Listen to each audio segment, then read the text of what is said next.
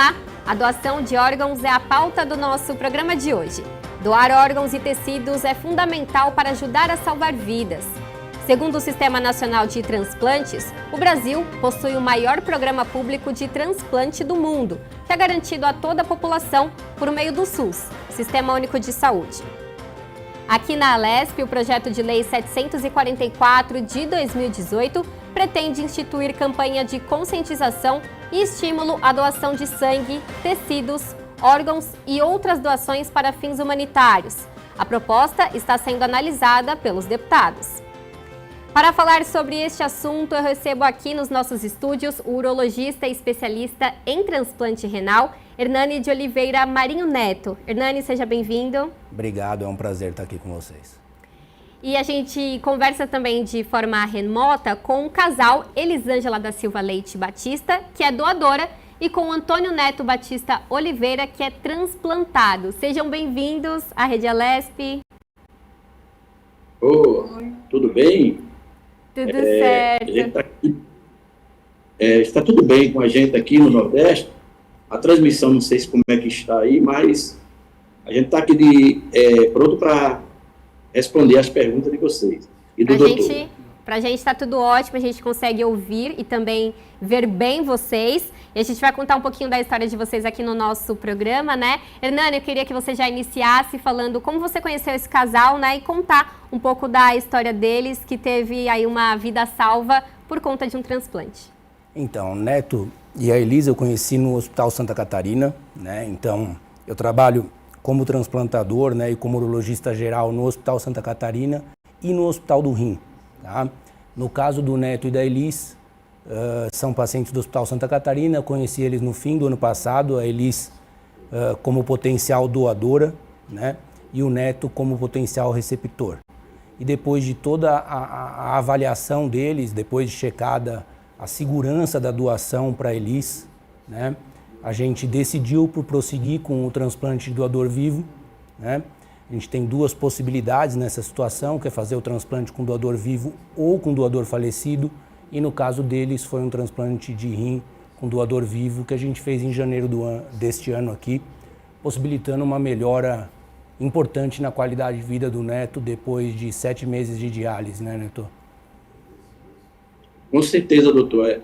Eu tenho muito a agradecer a vocês aí do Hospital Santa Catarina, você, doutor, que foi uma pessoa maravilhosa, a gente se tornou até uma família mesmo. E a minha esposa que fez esse gesto aqui para mim, e hoje, graças a Deus, eu agradeço muito, muito, muito a ela, porque ela me viu sofrendo, foi 7 meses fazendo diálise, e graças a Deus, hoje eu estou seguro, estou seguro, né? Estou bem melhor, já estou viajando, me alimentando bem, e graças a Deus eu estou bem. Uma qualidade de vida, né? Mudou, né, Neto? Mudou tudo, com certeza. E eu aconselho, quem puder doar, doe, porque é bom para o que vai receber e para a pessoa que doa também, que eu acho que a pessoa vai ficar bem contente fazendo isso. Sim, com certeza. Neto, eu queria que você comentasse com a gente como é que foi esse processo, né, do descobrimento da doença que necessariamente fez com que você precisasse desse transplante, até de fato você entender que a Elisângela, a sua esposa, era uma pessoa compatível para essa doação. Como que o senhor descobriu? Qual que era a doença que o senhor tinha? Veja só, foi 5 anos, eu vinha fazendo os exames e sempre estava as taxas altas no RIS, essas coisas. E quando aconteceu isso mesmo, que eu comecei a fazer hemodiálise, foi um negócio meio triste para mim, sabe? Porque minha vida é uma vida eu trabalho no show business. Então eu fiquei parado, sem saber o que fazer, entendeu? E minha esposa viu aquilo ali, ela disse, vamos fazer os exames, para ver se eu sou compatível, e eu vou doar para você. Eu olhei para ela, ela falou, eu estou pronto para doar. E a gente foi até Recife, que é a capital, que nós moramos no interior de Pernambuco. Nós não moramos na praia, não, que nem diz, nas praias, não. Então a gente mora no interior, que foi uma cidade de 80 mil habitantes, mas graças a Deus tem um hospital muito bom aqui, tem o banco de hemodiálise, né? E por isso eu comecei a fazer hemodiálise, mas muito ruim, sabe? Eu passei dias mal pra caramba quando eu comecei a fazer hemodiálise, e ela via meu sofrimento. Às vezes ela chegava, eu estou pronto, e ela é guerreira, viu? Hoje, se eu mandava no coração dela, eu estou mandando, ela agora é que eu estou mandando meu coração no meu rins. E Elisângela, como é que foi para você, Elisângela, se propor, né, fazer essa doação, e aí de fato vocês começaram a fazer os exames para ver se de fato vocês eram compatíveis, né? Como é que foi para você esse processo? Eu tomei a iniciativa, né? Falei para ele, se eu for compatível, eu vou doar para você. Aí ele não acreditava. Aí a gente fez os exames, tudo ok. Corri atrás de tudo, da cirurgia, dos exames. E decidimos fazer em São Paulo, né? Na Santa Catarina. Conheceu o hospital, ficou encantado. Os médicos, toda a equipe. E acompanhamos também a carreira do doutor aí, viu? Esse doutor, para a gente, é tudo. Faz parte da família da gente, entendeu? E hoje a gente está nessa aqui, graças a Deus. Retornando. Eu não tive medo de jeito nenhum, nem desde o começo que eu falei para ele, vamos, aí enfrentei com ele. Ele que tinha medo, né? Não, Neto, vai dar tudo certo. E deu tudo certo. Eu aconselho a quem tem alguém na família, algum amigo, que doe, porque é muito importante você salvar uma vida. Porque às vezes não dá tempo, né, na fila do transplante. É muita gente.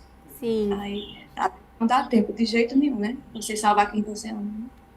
E, doutor Hernani, como é que funciona, né, esse transplante de um doador vivo, né? Porque, como o senhor trouxe já nesse primeiro momento, a gente pode ter essa possibilidade da doação de um doador que está vivo e também de quem, infelizmente, faleceu e tem esses órgãos aptos para doação. Como é que funcionou nesse caso do casal? Ela viu que era compatível e aí, automaticamente, ela já está liberada para fazer essa doação, sendo uma doadora viva? Não, o negócio é um pouquinho mais complexo, né? Então, no caso de rim, a gente pode fazer o transplante com doador falecido ou com doador vivo, tá? Então, primeiro, o paciente que o rim parou de funcionar, ele fica com alguma terapia de substituição renal, né? O Neto ficou 7 meses fazendo hemodiálise. A diálise pode ser feita através de um catéter que fica na corrente sanguínea, né? Ou através de diálise peritoneal, que é uma outra possibilidade de substituir o rim de forma artificial. Então o Neto passou esses 7 meses e durante esse período, né, você é avaliado os potenciais doadores, enquanto o paciente, boa parte das vezes, fica até ativo na lista para doador falecido. Porque quando você faz o transplante com doador falecido, você não expõe uma segunda pessoa a uma cirurgia, né? Entretanto, para doador falecido, você tem aquela incerteza de quando que vai acontecer, né? No Brasil, a alocação do órgão é feita por compatibilidade, então não tem relação alguma com a cronologia. A cronologia é só um critério de desempate. Então, o paciente fica em casa esperando uma ligação da central de transplante, né? Quando você decide prosseguir com o doador vivo, daí é uma cirurgia eletiva.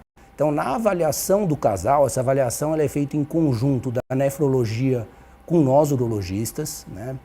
E a gente tem muito critério na seleção do doador, tá? Então, primeiro que isso não é para qualquer um. Eu venho de uma escola, eu trabalho no Hospital do Rim, é o maior centro de transplante renal do mundo. Há mais de uma década a gente faz quase 1000 transplantes renais por ano lá. Eu estou lá já há mais de 10 anos. E a gente faz tanto doadores falecidos quanto vivos, mas a gente tem muito critério no doador vivo. Então, a primeira coisa, segurança da Elis, né? Então, é avaliar que o paciente não tem nenhum fator de risco para desenvolver insuficiência renal no futuro, tá?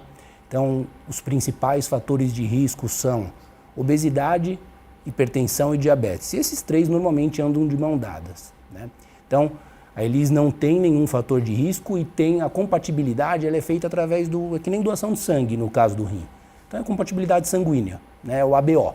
É compatível ao ABO, a gente pode prosseguir, daí existem provas mais específicas que a gente faz para ver realmente o quão compatível é, e estando tudo ok, pouco risco, pequeno risco para o doador, né, no caso a Elis. É grande benefício para o receptor. A gente fez a cirurgia com dia e hora marcada, eles vieram para São Paulo, internaram na véspera, e no dia do procedimento agendado, fizemos as cirurgias que são praticamente concomitantes nesse caso. Então, enquanto eu estava retirando o rim da Elis, um colega da equipe já estava preparando, né, o neto para receber. Daí a gente tira esse rim, prepara ele, tem um monte de coisa que a gente precisa fazer para colocar no neto. Então as cirurgias são meio que concomitantes quando com doador vivo. A mudança na qualidade de vida é absurda, né? Então o transplante, na imensa maioria dos casos, isso não é para todo mundo, mas para a imensa maioria dos pacientes, se assim eu posso, me permita esse erro, né? Imensa maioria, mas proporciona melhor qualidade de vida e melhor sobrevida. Sim. Então o neto pode contar para a gente que certamente a vida dele se transformou, né? E para a Elis o que fica é tomar conta da saúde de um modo geral, né? Então se manter magra, ativa e visitas regulares ao médico, né? A gente sabe que quando isso é feito, a segurança com a doadora também é muito grande. Então, eu queria que você comentasse dessa transformação, né, Neto? Você fez hemodiálise, então eu entendo que você passou aí por muitos impactos, né, na questão da saúde, disposição, você falou que passava mal também. E aí, o que mudou com esse transplante de rim que veio com a Elisa? Tudo. Mudou tudo. Hoje eu estou feliz, renasci de novo, e estou na batalha, trabalhando, correndo atrás dos meus objetivos. E hoje, para mim, é tudo. Teve impactos na sua carreira, né? Falando assim, da sua profissão. Você estava falando pra gente que era do show business. Consegue agora fazer a sua profissão, exercer? Estou conseguindo, eu trabalho muito no telefone, né? Vendo shows por telefone. Então, estou conseguindo. Essa semana a gente foi para a Bahia, viajou 2, voltamos. Nós chegamos na madrugada. Estou dirigindo bem, dando bem, tudo. Vendo os amigos. Mudei minha vida, graças a Deus. Hoje eu agradeço muito essa pessoa aqui que fez esse gesto comigo. E eu só tenho a agradecer tudo. Carol? A gente, para mim, hoje eu estou com outra vida, né? Acho que ele poderia falar como que é dialisar, como que ficou a vida dele enquanto ele dialisava. Sim, né? sim. O tempo que ele fica na máquina, quantidade de vezes por semana, se ele podia beber água ou não. Conta um pouquinho, Neto. Água, pouca água. E, às vezes, o excesso, né? Você chegava uns quilinhos a mais, aí eles tinham que tirar aqueles quilos a mais, né? Aí, meu amigo, quando eu voltava, era sempre aquele mal-estar, o dia todo. No outro dia, 10 horas da manhã, que eu já ficava melhor. Mas é muito difícil. A diálise é uma coisa que tem que ter coragem. Eu vi muita gente. Quando eu sentava na cadeira lá para fazer a diálise, muita gente de idade, tinha gente de 17 anos, tem uma menina daqui da minha cidade de 26 anos, filha de um grande amigo meu, fazendo também a diálise. Então, assim, sabe, eu vi o sofrimento de pessoas que não tinham que sair na cadeira de roda. Eu não, graças a Deus, eu sempre saí, pegava, deixava meu carro lá na frente do hospital. Quando terminava eu vinha para casa. E depois é que eu começava a sentir aquele mal-estar, alimentação. Quando eu me alimentava também, eu ficava um pouco nauseado, tá entendendo? Mas hoje, é isso que eu disse, eu estou falando, para mim hoje está tudo de bom para mim. Hoje eu agradeço todo dia, gratidão a tudo, a Deus primeiramente, tudo, eu agradeço tudo. O doutor aí foi um sucesso. Quando eu acordei, ele já me botou na UTI, eu acho que só fiquei um dia, no outro dia fui para o apartamento, e a equipe lá do Hospital Santa Catarina, as enfermeiras, as outras médicas que me atenderam, o doutor Hernando, que foi o principal para a gente estar aqui hoje, né, contando essa história, para a gente foi tudo de bom. E Elisângela, para você, né, como é que foi esse processo, né, de fazer a cirurgia, a recuperação, ocorreu tudo certo? Depois de quanto tempo você conseguiu voltar normalmente às suas atividades?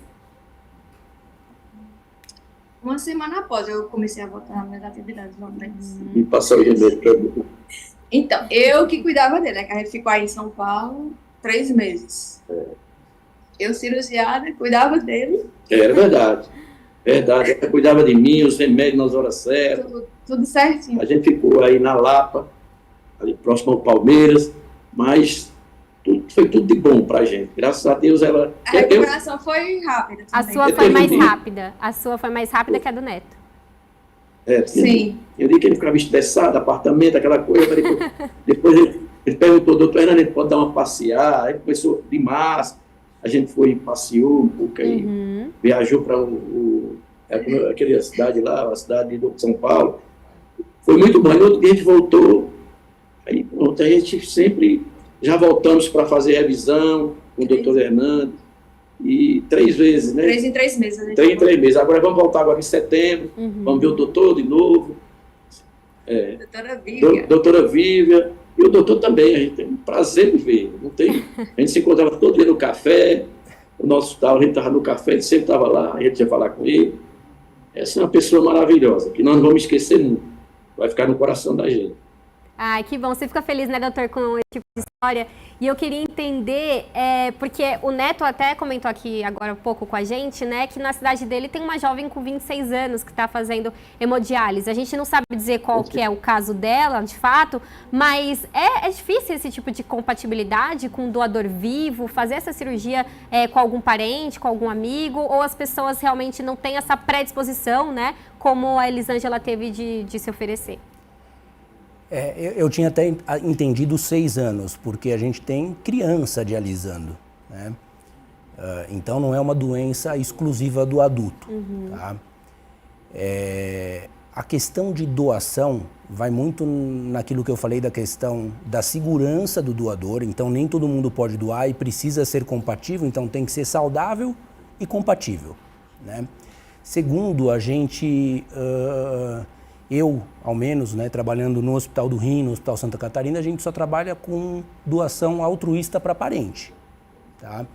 Então, em outros lugares do mundo existe, por exemplo, doação de rim de doador não relacionado. Então, você nem conhece a pessoa e pode doar. Né? A gente trabalha com esta doação altruísta, no qual é um gesto de amor mesmo, né? E que certamente impacta muito positivamente na vida do receptor. Então, o paciente na diálise, para exemplificar um pouco, e a diálise é um problema também, o acesso à diálise não é fácil, então o transplante também tem um papel nisto, né?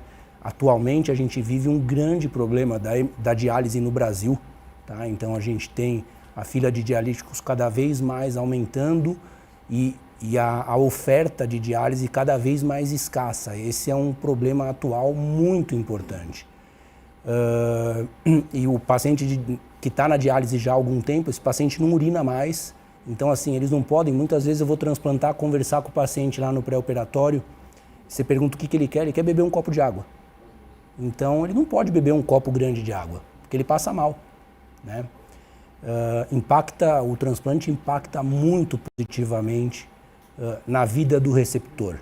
E olhando o contexto que a gente tem no Brasil, né, e no mundo também, o transplante, além de propiciar essa qualidade de vida melhor e essa sobrevida melhor, ele também tira paciente da fila de diálise, que hoje é um problema real, né? A gente tem muito medo do que vai acontecer nos próximos anos, se a gente vai ter condição de continuar dialisando todo mundo de forma adequada, né? Ou se vai acabar dialisando só quando tiver com uma urgência. Para entender um pouquinho melhor para o leigo, o paciente que o rim não funciona e não dialisa, ele não sobrevive. O rim é um órgão vital, mas a gente tem como substituir através da hemodiálise ou da diálise peritoneal, né? E é muito sofrido, eles passam muito mal. É algo, como o Neto falou, ele fazia a diálise num dia, estava passando mal até o dia seguinte, né? Além disso, não pode nem beber um gole de água. Né, pode beber 300 ml em 24 horas, para boa parte dos pacientes. É um número bem pequeno, né, de quantidade de água, né? Sim. Então, a gente começa às vezes a sentir falta quando a gente não pode. E às vezes nem fruta pode, porque fruta com muito líquido, né, o que acontece? Ele não consegue pôr para fora. Então pode ter falta de ar, pode acumular no pulmão, porque ele vai ficando inchado, né, e esse excesso de líquido pode ter o que a gente chama de edema agudo pulmonar. O paciente entra numa urgência. Se não dialisar, não consegue respirar. né? Às vezes tem que até ser entubado antes de dialisar, né? E a questão do falecido, né, do doador falecido, a gente não tem realmente uma previsão de tempo, né? E a gente tem uma diferença muito grande no território nacional, tá? Então você tem estados mais privilegiados e estados menos, né? Quando a gente fala de transplante, eu posso assegurar que São Paulo está lá nos melhores, né? Então a gente tem esse programa, como eu disse, que eu participo no Hospital do Rim, que é um programa, a gente recebe visita de gente do mundo inteiro lá, porque a gente realmente faz quase 1000 transplantes por ano, né? O que tem no doador falecido ele fica com o telefone do lado o tempo todo. Sim. Recebeu a ligação, tem que correr para o hospital para receber o órgão. E não tem previsão, às vezes o paciente vem muito ansioso, quando que eu vou? Não tem, né? É uma média de espera aí ao redor de 3 anos, mas não é frequente a gente transplantar paciente que está dialisando há 10 anos. Mas vocês fazem algum tipo de indicação? Por exemplo, a gente está aqui com o Neto e com a Elisângela, alguma conversa, né, entre o paciente, de se algum familiar demonstrar interesse em fazer a doação. Esse tipo de conversa existe para a própria pessoa e família saber da existência dessa possibilidade? Sim, a gente explica as duas possibilidades, né, do doador vivo e do doador falecido. A rotina, normalmente, você lista ele para o doador falecido, né? Então ele está lá listado enquanto você está avaliando o potencial doador vivo. Isso acontece em boa parte dos casos, né? Se aparecer um rim aí, um rim bom, neste caminho você poupa aquela pessoa de ser submetida a uma cirurgia, né? E transplanta com um órgão de falecido, tá? Então a gente sempre explica que tem essas duas possibilidades. A questão do doador vivo, então assim, o rotineiro, né? É parente de primeiro grau, é até primo, né? Então, tio, tia, cônjuge, né? Pais para filhos, né? É permitido de filho para pai, mas eu não me sinto muito confortável de fazer de filho para pai, porque por mais que você possa ver ali uma situação no qual isso é seguro, o filho normalmente tem uma diferença de idade muito grande, então vai viver muito tempo, e a gente não sabe se ao longo dessa vida muito mais longa, né, do que o receptor, se esse rim vai fazer falta ou não, esse é um fator. E o outro fator, que por mais que não seja uma doença que tem uma característica totalmente genética, você sempre tem um risco um pouquinho maior, né, no filho daquela doença, né? Então, a maioria dos casos é hipertensão e diabetes, né? E os filhos de hipertensos e diabéticos têm mais chance de ter hipertensão e diabetes, e, por consequência, tem mais chance de precisar de transplante também. Então, a gente não fica confortável de fazer de filho para pai, mas de pai para filho. Aí é algo que todo pai, toda mãe quer doar para um filho para tirar de uma situação dessa, né? Sim. E olha só, né, a gente pode dizer que ainda há um preconceito, né? A gente tem um número muito pequeno ainda de doações no caso de doadores falecidos, né? Então, imagino que talvez ter essa dificuldade seja ainda maior para doadores vivos. Elisângela, você disse aqui, né, estava comentando com a gente que em momento algum você teve dúvida, né? Que se caso você fizesse os exames, comprovasse que fosse compatível com o neto, você ia fazer essa doação. E aí eu queria que você falasse sobre isso e comentasse o pós-doação, né? Hoje a sua vida mudou, mas a gente pode dizer que mudou por conta do benefício e da qualidade de vida do neto. Mas as suas coisas hoje você consegue fazer normalmente como anteriormente, né? Sim, consigo sim. Vida normal. Eu tenho vida normal e, tipo, eu aconselho quem tiver alguém na família que estiver passando por esse problema e seja compatível, doe. Porque ninguém da família dele poderia doar também, porque os irmãos também têm pressão alta, têm diabetes. E eu vi que só eu que poderia fazer isso por ele. Eu não queria que meus filhos também doassem. Sim. Vocês têm filhos? Também. 3. Tem filho. Uma tá aqui, ó, a cara da mãe. Vem para ela, vem pro doutor Hernando conhecer. Aqui, ó. Olá! Prazer, tudo bem? Qual que é seu nome? Elis. Elis, como foi para você, né, passar todo esse processo, né? Foi recentemente, agora que o seu pai foi transplantado, com a doação do rim da sua mãe, né? Como é que foi para você também passar por esse processo? A gente ficou muito feliz em saber que iria dar certo. Fica morrendo de saudade. Deles também, porque eles passaram 3 meses longe. Nós estamos felizes. A gente tá feliz. Ela se emocionou. A gente Mas vê, ficar né? ficar todo mundo torcendo, os amigos, as igrejas, que nossa cidade é uma cidade que todo mundo a conhece, todo mundo conhece todo mundo. E o sinal, doutor, a gente foi para você ver o que é a fé. É uma pastora aqui lá perto de Salvador, e a gente foi lá visitar, ela fez uma vigília, convidou a gente.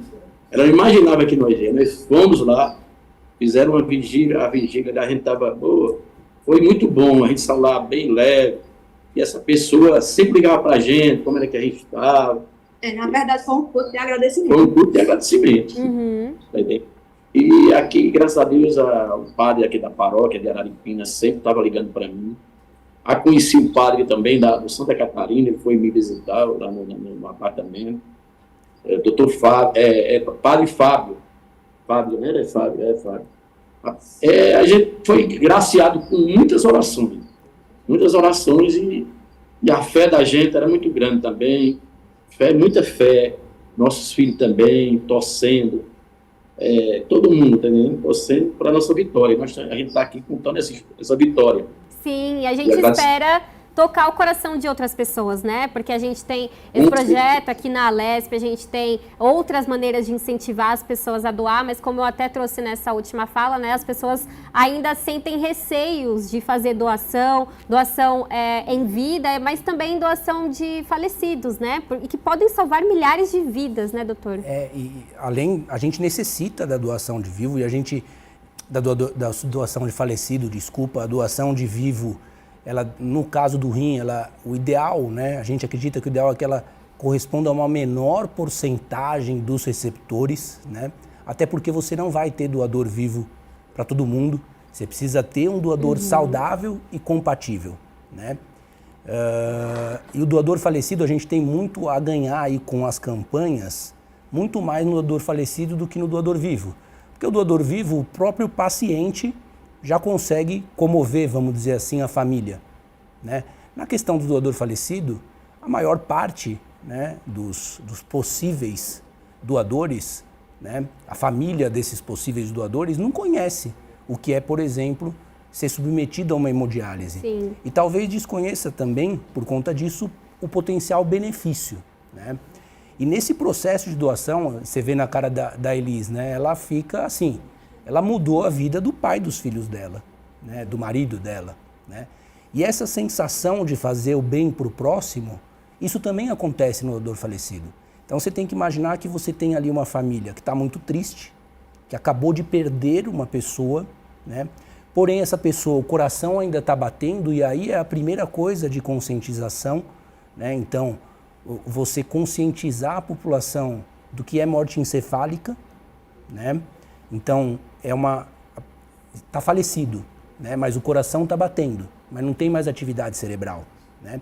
E esse doador vai impactar na vida de várias pessoas. Então, você tem 2 rins, você tem o coração, você tem o pulmão, você tem o pâncreas, você tem as córneas, você pode também obter osso, pele. Então, é muita coisa que dá com uma doação de falecido, né? Então, você conscientizar a população geral, só conscientizando a população geral, que a gente pode aumentar esse número de órgãos efetivamente doados.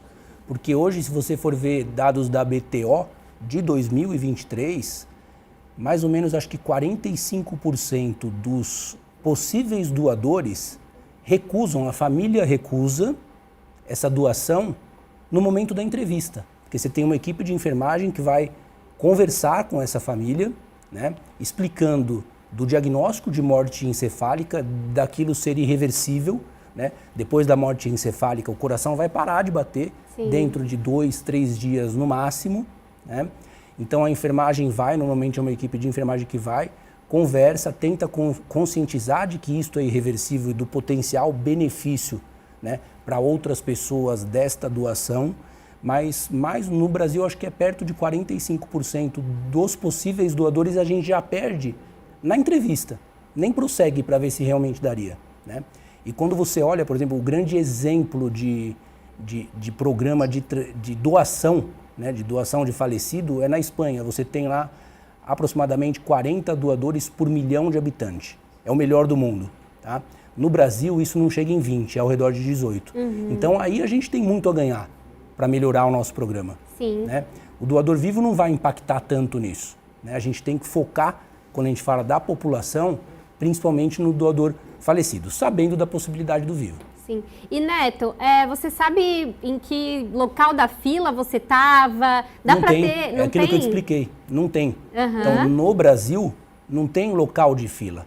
Não é por cronologia, não é entrou na fila hoje e vai transplantar daqui tanto tempo. Sim. É totalmente imprevisível. Sim, mas é por possível... compatibilidade. Sim. Então não é possível, por exemplo, dizer que você está ali no 10º lugar. Para rim, não. Tá. Para rim, não. Para outros órgãos, sim. Tá? Falando especificamente do rim, o critério de alocação do órgão é compatibilidade.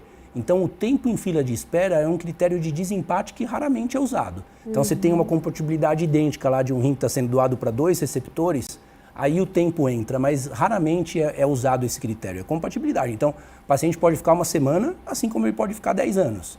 Se você pega um paciente que está em diálise, por exemplo, que é estrangeiro e mora no país, a chance dele ser transplantado é menor, porque o material genético dele não parece com o nosso, né? Então, teoricamente, no Brasil, o miscigenado teria uma chance maior, né?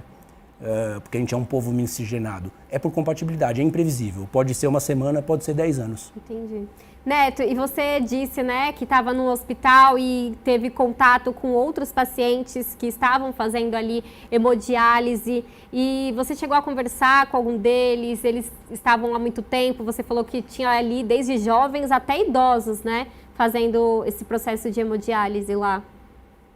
Eu tive contato com várias pessoas que moram à distância, saía 2 horas da manhã para vir fazer hemodiálise, vinha com a filha, com os filhos, às vezes trocava, vinha um dia com o filho, com a filha, vinha ali, aqueles negócios de vão, né, vamos para chegar.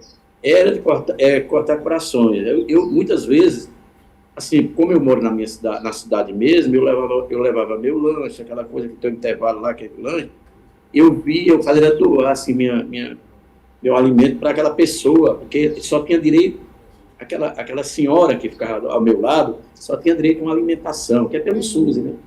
Eu ficava triste com aquilo ali, eu conversava com ela com a vontade de viver, e eu chamava a diretoria do pessoal da hemodiálise lá, eu quero que vocês doem toda a alimentação que era para mim, para essa pessoa.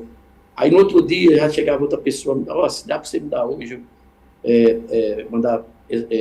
me entrega esse alimento para mim, aí a gente fica super triste com aquilo ali, a gente saía, aí a gente até que levantava mais a cabeça, a tristeza diminuía, porque eu via a gente sofrendo mais do que a gente, a idade da pessoa, saindo 2 horas da manhã da cidade, que ela morava distante da cidade que ela vinha fazer hemodiálise, né, que é na minha cidade aqui. E a gente ficava vendo aquilo, e quando voltava para casa, tudo bem, voltava com aquilo assim, com aqueles problemas, mas daqui a pouco passava tudo, que você refletia e via que tinha pessoas piores do que a gente, que a minha pessoa, né? Sim. Então eu voltava tranquilo. Muitas vezes minha esposa sempre via, que eu ficava triste, sentado ali aqui fora, na área da minha casa, e ela chegava para mim e dizia, não, mas eu quero lhe ajudar. Sempre me dando força, muita força ela me deu, porque tem que ter pessoas desse jeito, que cheguem perto da gente, conversa, porque tem hora que o baixo astral, o ser humano tem assim, né? Será que a gente dá um baixo astral? A gente que trabalha, eu trabalhei muito no show business, eu tenho mais de 30 anos que eu trabalho no show business, então eu vi aqui, rapaz, aconteceu isso comigo, aconteceu logo isso comigo, mas aí você vê pessoas piores que a gente, pessoas novas, tinha um menino de 17 anos também, que fazia hemodiálise lá, aí a gente começava a refletir que a gente tem que encarar. Eu encarei, 6, 7 meses, aí fomos para, que aqui a gente ia mais para Recife, né, para fazer.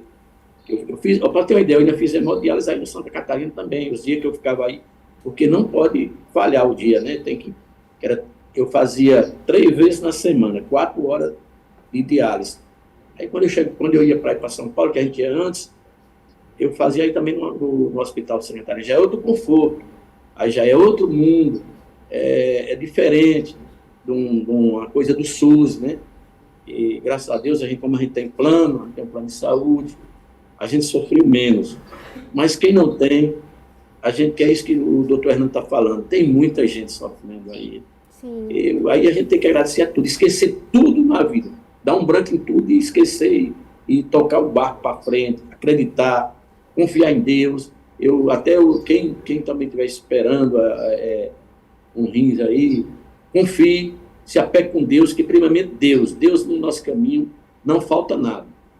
E acreditar, ver se você tem um parente, ou um filho, ou uma filha, ou uma irmã que possa doar para você, que nem a minha esposa teve grande coragem, teve aquela coragem de doar, e nós estamos aqui, família, nós estamos na família, apesar que nossos filhos também estudam fora, um estuda em Juazeiro do Norte, outro em Juazeiro da Bahia, está fazendo medicina, os filhos da gente também fazendo medicina.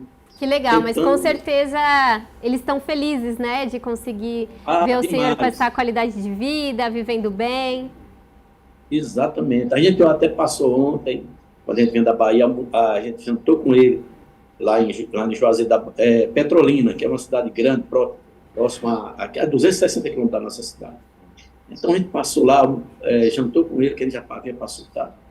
A felicidade é essa, ele ficou muito feliz, a gente bem, eu bem, a mãe dele bem, e a gente está tocando esse barco aí e confiando muito em tudo, né, no dia a dia. Ah, legal. E a gente tem esse intuito, né, justamente aqui do Alesp em Pauta, promover o incentivo às pessoas a realizarem essa doação, né? Claro, nesse caso do rim, o senhor até disse da possibilidade da doação em vida, né, mas para parentes próximos de primeiro grau, mas principalmente a conscientização na doação de órgãos de falecidos, né, tecidos, há outras possibilidades também, né. A gente tem aqui na Assembleia Legislativa de São Paulo a tramitação do projeto de lei que busca fazer uma campanha de conscientização justamente para incentivar e promover a doação de órgãos, e o autor desse projeto é o deputado Marcos Damasio. A gente vai acompanhar uma fala dele agora. A questão da doação, né, não só a doação de sangue, mas a doação de órgãos, é uma questão que vem crescendo no nosso país. O brasileiro até então não tinha o hábito, né, de fazer esses procedimentos de doação. Hoje as pessoas, né, já deixam expresso isso quando da sua morte, do seu falecimento, o desejo de doar os seus órgãos. E é muito importante, né, a doação de uma medula óssea, a doação de um rim, de um fígado, e principalmente essa questão da doação de sangue, né? Os bancos de sangue, eles trabalham sempre abaixo do nível desejável, né? Então eu acho que campanhas que o governo já vem realizando, e é de praxe, né, o governo tem aí já um trabalho de divulgação de algumas ações, de algumas campanhas importantes para a população do nosso estado. Eu acredito que essa divulgação, você realizar campanhas periódicas, né? Todos os anos a gente está abordando esse tema, eu acho muito importante. Conscientização, ela é importante, não é? Nós estamos até buscando meios de estimular essas doações através de incentivos, né, do funcionalismo público, por exemplo, né? O funcionário público que faz esse tipo de doação, ele ter algum privilégio na sua rotina de trabalho, nos concursos públicos que são realizados, né, no estado de São Paulo para ocupar tantos cargos aí disponibilizados pela máquina estatal, nós também poderíamos estabelecer critérios, né, de desempate nesses concursos para estimular a doação de órgãos, para estimular a doação de sangue. Então, eu acho que o que falta um pouco, sem dúvida, é a conscientização da importância que isso representa, isso salva vidas. É o que eu digo, né? As pessoas que estão aí esperando a doação, elas ficam numa fila muito angustiante, né? Então, salvar vidas, ser solidário, é uma coisa importante. Eu acho que despertar esse interesse da população, e através de campanhas, né, de campanhas publicitárias ou de algum outro tipo de incentivo, isso pode colaborar e muito, né, para que mais pessoas possam ter essa e tomar essa iniciativa, né? Mas vem crescendo no nosso país. Eu acho que é uma tendência, isso vai continuar acontecendo, vai continuar crescendo. Eu acho que hoje nós temos aí também as redes sociais que podem colaborar muito e conscientizar a população. Eu acho que nós temos que realmente ter esse lado humano, não é? E buscar as maneiras, as formas e os meios pelos quais a gente possa fazer com que isso cresça. A gente recebe aí muitas ideias, sugestões que a gente coloca no papel. E uma delas é essa questão da doação de órgãos, né? Eu tenho sido procurado, eu visito muito hospitais, né? A gente tem muito contato, né, com a classe médica, essa classe da enfermagem, esses contatos que a gente tem com a área da saúde, o próprio secretário de saúde, a gente sempre está comentando, discutindo, debatendo temas, né? E principalmente relacionados a essa questão de doação de sangue, doação de órgãos. Então, eu acho que transformar essas ideias em projetos de lei é algo necessário nesse momento que nós estamos vivendo, o amadurecimento da nossa sociedade, e o Estado de São Paulo tem que ser pioneiro em muitas ações, né? Então, que o meu projeto possa colaborar, ele possa acrescentar para que essa questão, né, da doação ela seja cada vez mais discutida, debatida, e que a gente diminua essa fila de espera, né, por órgãos, essa falta de você ter um nível aceitável, né, de sangue nos nossos bancos de sangue. Então, eu acho que tudo que vier a somar, colaborar e poder auxiliar essa questão que interessa e muito, eu acho que é válido. Acho que o meu projeto ele vem nesse sentido, buscar somar nessa questão. Espero contar, como já contei com o apoio dos deputados, contar também com o apoio do nosso governador.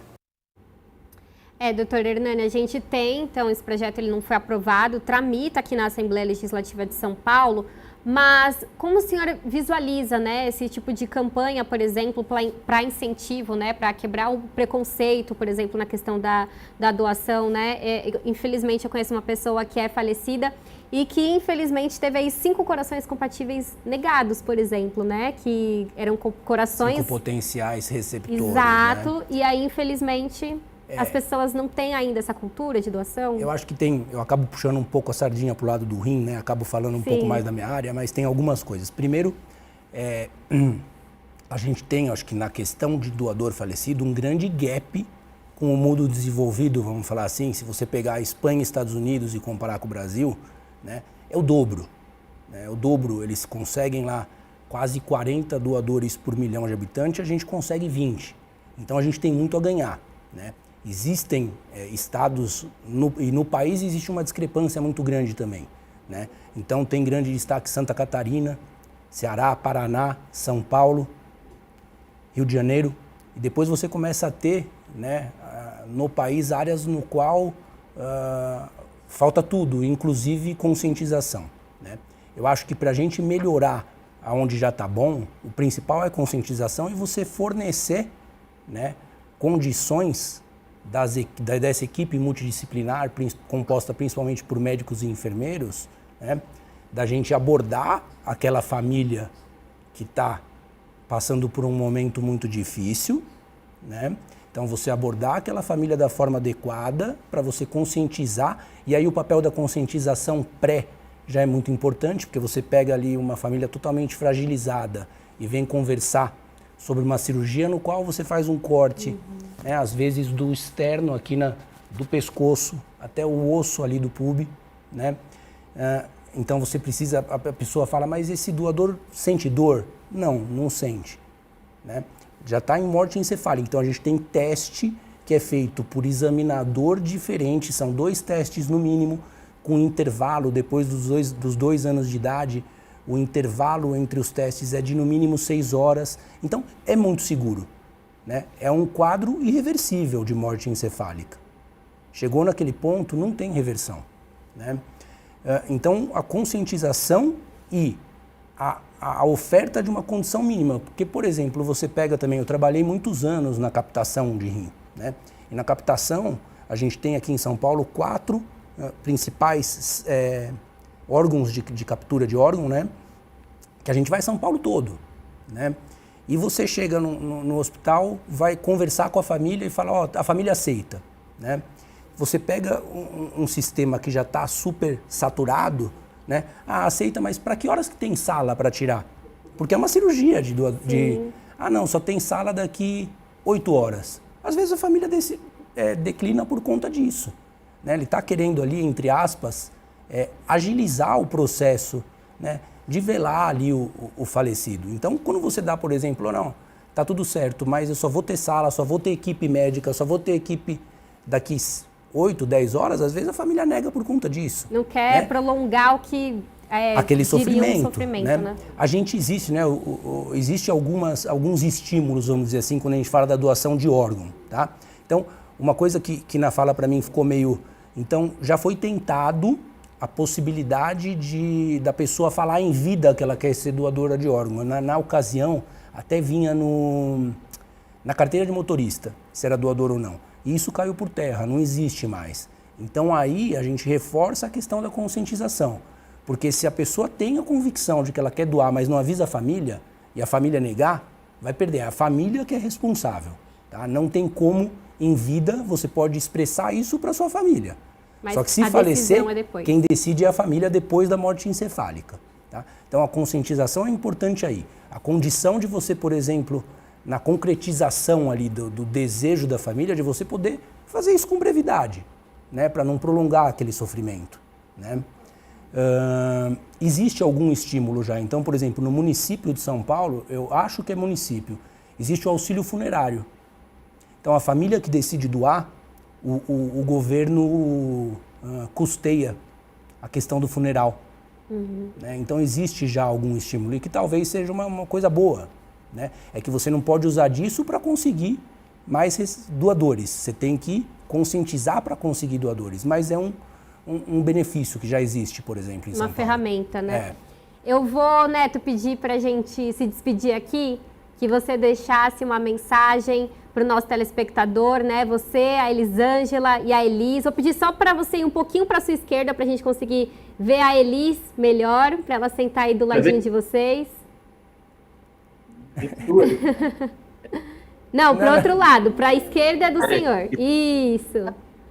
E vocês deixarem uma mensagem para o nosso telespectador, né, sobre a doação de órgãos, né? Salvou a sua vida, Neto. Primeiramente, eu quero parabenizar vocês por essa iniciativa